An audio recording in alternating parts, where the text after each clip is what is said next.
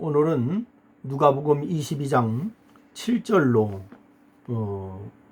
13절 말씀을 본문으로 해서 같이 말씀을 나누려고 합니다. 누가복음 22장 7절로 13절 말씀을 제가 읽어 드리도록 하겠습니다. 누가복음 22장 7절 말씀 읽어 드리도록 하겠습니다. 6월절 양을 잡을 무교절이 이른지라. 예수께서 베드로와 요한을 보내시며 이르시되 가서 우리를 위하여 6월절을 준비하여 우리로 먹게 하라. 여짜오되 어디서 준비하기를 원하시나이까?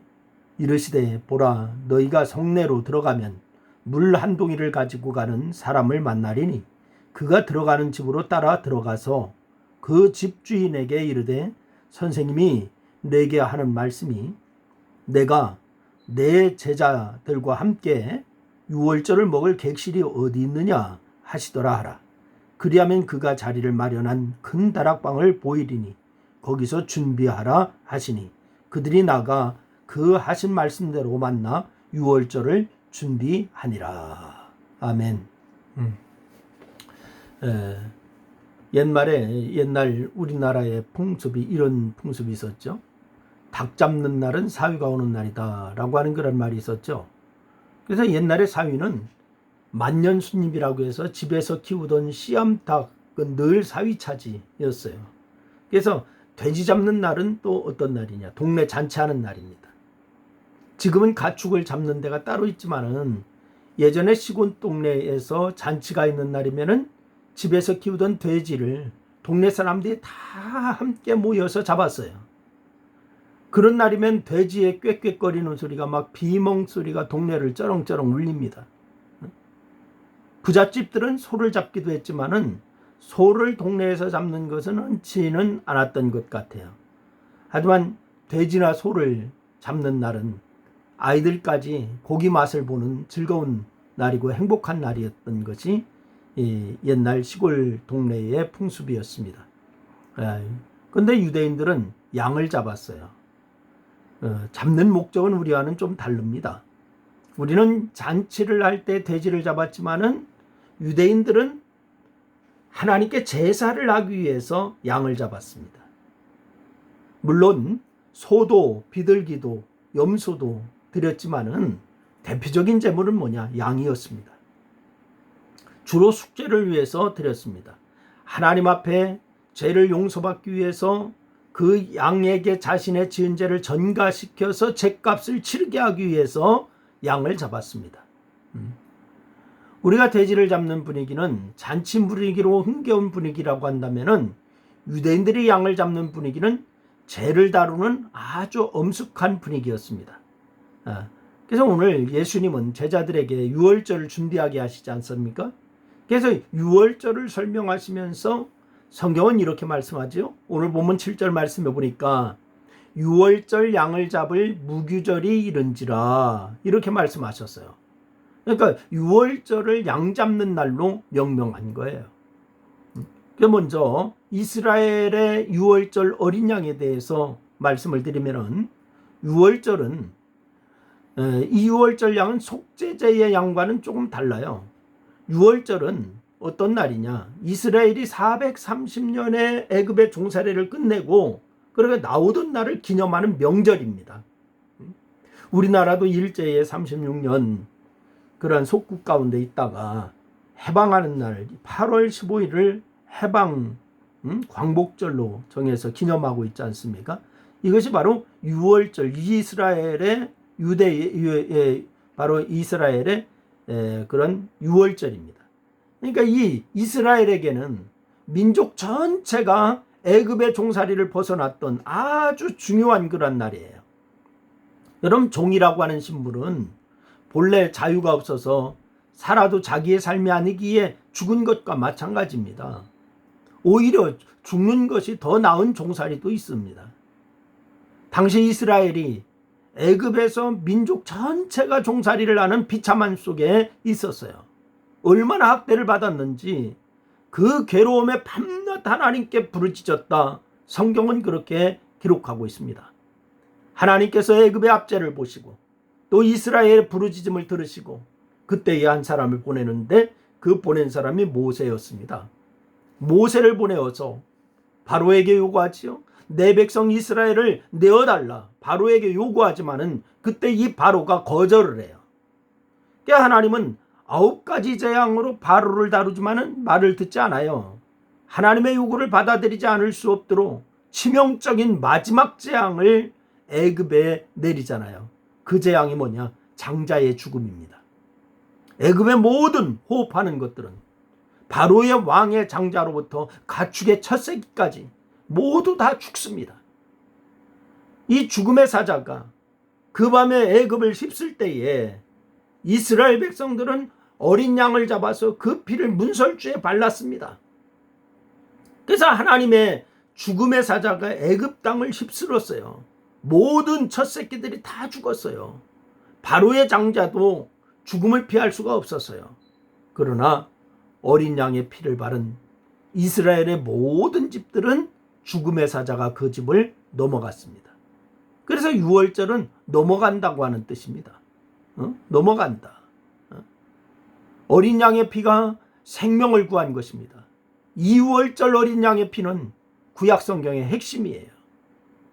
이 어린 양의 피로 이스라엘은 애굽의 종살이를 면하고 약속의 땅인 가나안으로 입주하여서 하나님의 백성의 복을 누리게 된 것입니다. 그래서 이게 얼마나 큰 축복인지 몰라요. 그때부터 하나님의 명을 따라서 유대인들은 유월절을 절기를 지켜서 하나님의 은혜를 기억하고 같은 날에 유월절에 어린 양을 잡았습니다. 오늘 이 본문에 나오는 유월절, 이 날이 바로 유월절 양을 잡는 날이었습니다. 두 번째는 예수님은 온 인류를 위해서 어린 양의 피로 자신을 드리기 위해서 준비하고 계셨어요. 이렇게 이야기하면 좀 어떨까 모르겠습니다.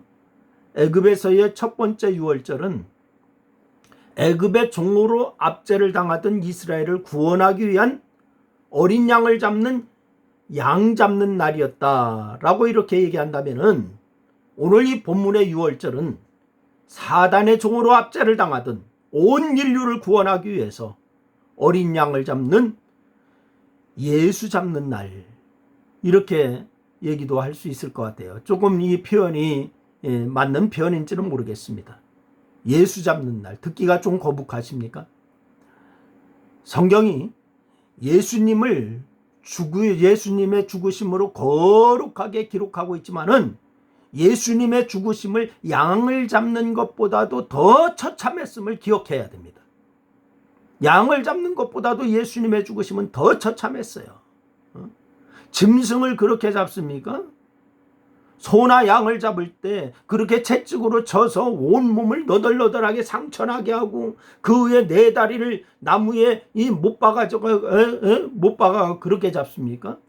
그렇지 않습니까? 짐승을 잡을 때 도축사들은요 단번에 죽입니다. 요즘 짐승을 잡을 때에 스트레스가 있으면 사람에게 먹는 것도 해롭다고 해서 고통이 없이 그렇게 단번에 죽입니다. 고통을 느끼지 않게 하기 위해서. 그것이 그 짐승을 위한 예의인 거죠. 그래서 요즘은 동물복지 이런 것도 얘기하면서 잡을 때에도 그렇게 고통 없이 죽여야 된다 이렇게 얘기하지 않습니까? 그런데 예수님을 죽이는 자들은 예수님을 아주 처참하게 죽였어요.